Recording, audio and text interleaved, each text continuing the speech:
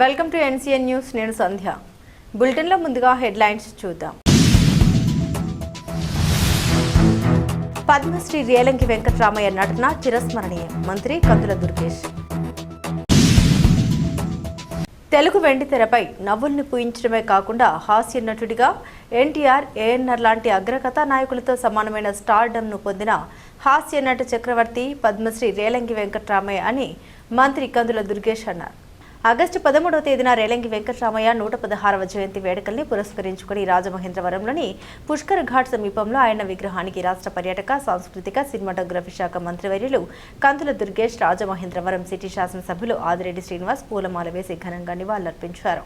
ఈ సందర్భంగా మంత్రి కందుల దుర్గేష్ మాట్లాడుతూ నవ్వుల రేడు రేలంగి వెంకటరామయ్యని ప్రత్యక్షంగా చూడకపోయినా ఆయన నటించిన అద్భుతమైన చిత్రాల ద్వారా ఆయన నటనా చాతుర్యాన్ని మనమందరం ఆస్వాదిస్తూనే ఉన్నాం. కేవలం హావభావాలతోనే కాకుండా తన విలక్షణమైన గొంతు, నడక, నవ్వులతో పాత్రకు ప్రాణం పోసి ప్రేక్షక లోకాన్ని సమ్మోహితం చేసిన అభినయ తపస్వి, పద్మశ్రీ పురస్కారం పొందిన మహానటుడు రేలంగి వెంకటరామయ్య అని అన్నారు.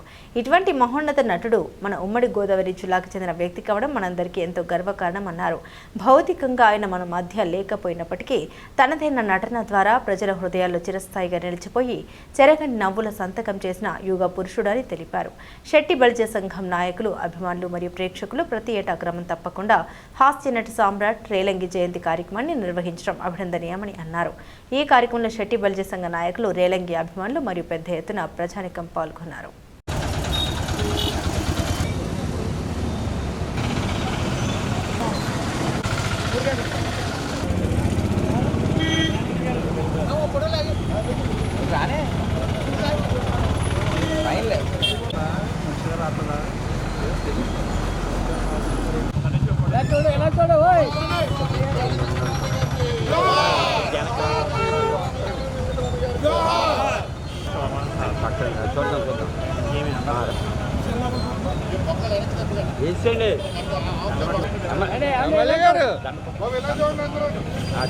ఓకే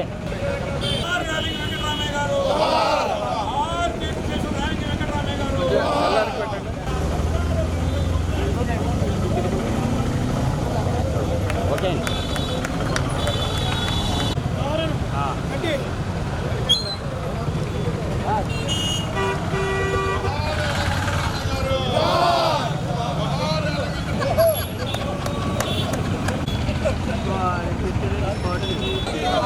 जोहार जोहार रालिंगी जोहार रालिंगी जोहार अमरजीवी रालिंगी जोहार अमरजीवी रालिंगी जोहार जोहार हास्य ब्रह्म పద్మశ్రీ రేలంగి వెంకటరామయ్య గారి 116వ జయంతి సందర్భంగా ఈరోజు గుడికి శ్రీనివాస్ గారు, రెడ్డిరాజు గారు తదితర గౌడ శెట్టిబలిజ సంఘ నాయకులు అందరూ కలిసి కేవలం ఆ సంఘ నాయకులు మాత్రమే కాకుండా రేలంగి వెంకటరామయ్య గారి యొక్క హాస్య చతురతని ఆస్వాదించినటువంటి ప్రేక్షక లోకం కానీ, ఆయన్ని ప్రత్యక్షంగా చూడకపోయినా ఆ పాత సినిమాలను చూసి ఆయన యొక్క అద్భుతమైన నటనని ఆస్వాదించినటువంటి అనేక మంది ఆయన అభిమానులు అందరూ కూడా ఇవాళ ఇక్కడ ఈ కార్యక్రమంలో పాల్గొని ఆయన నిలువెత్తు విగ్రహానికి పుష్పమాలలు వేయటం అనేటువంటి కార్యక్రమం జరుగుతూ ఉంది.